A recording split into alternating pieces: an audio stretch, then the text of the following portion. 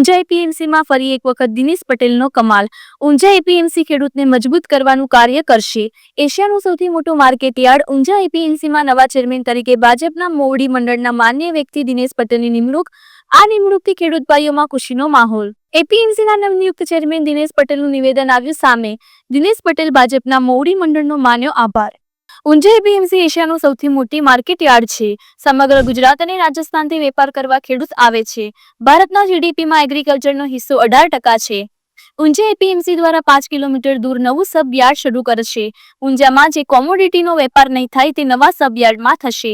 Unjha APMC છેલ્લા થોડા સમયથી હરણફાળ ભરી રહ્યું છે। એપીએમસીનું વોલ્યુમ પણ ડબલ થઈ ગયું છે। Bureau chief MG live news Chetan Patel Mehsana. APMC Unjha એ સમગ્ર એશિયામાં મસાલા માટેની ખૂબ જ ખ્યાતનામ એપીએમસી છે અને આ એપીએમસીના નિયામક મંડળે મારીમાં ખૂબ જ વિશ્વાસ મૂકી અને મને આજે ચેરમેન તરીકે ચૂંટ્યો છે। એ બધા ખૂબ ખૂબ લાગણી અનુભવ ખૂબ બધાનો આભાર વ્યક્ત કરું છું। ખાસ તો ભારતના પ્રધાનમંત્રી માનનીય શ્રી નરેન્દ્રભાઈ મોદી સાહેબ જ્યારે 2047માં ભારતને ખૂબ જ વિકસિત દેશ બનાવવાની નેમ લીધેલી છે ત્યારે એપીએમસી ઊંઝા એનું પણ ખૂબ જ મહત્વ છે। પાર્ટીનું મોવડી મંડળ અમિતભાઈ શાહ સાહેબ ત્યારે સહકારિતા વિભાગનો ચાર્જ સંભાળે છે।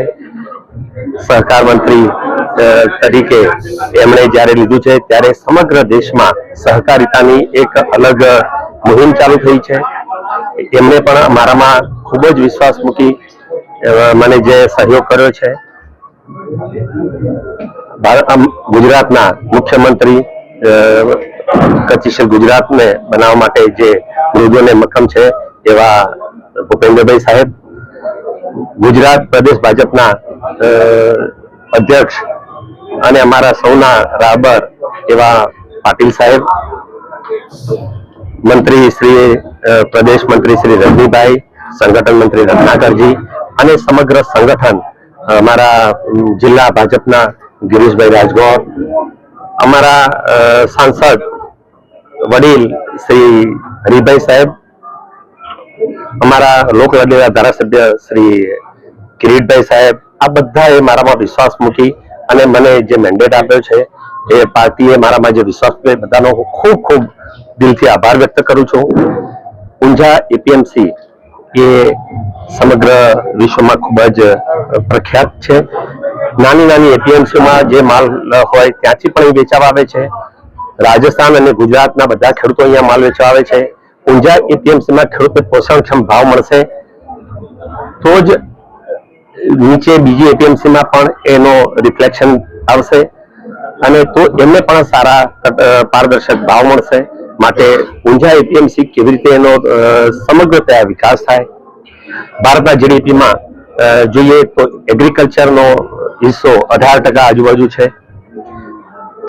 જો ભારતને વિકસિત રાજ્ય બનાવવું છે તો ખેડૂતને જ મજબૂત કરવો પડશે અને એના માટે એને ઉત્પાદન કરેલું જે ખેતીનો માલ સામાન છે એને વેચવા માટે એપીએમસી જેવું સારું પ્લેટફોર્મ અન્ય કોઈ નથી અને આવી એપીએમસી થકી જ ખેડૂતને મજબૂત કરી શકાય અને તો જ ખેતીનો જે જીડીપીમાં વધારે હિસ્સો થશે તો જ આપણે ભારતને અને જગતના તાતને મજબૂત કરી શકીશું।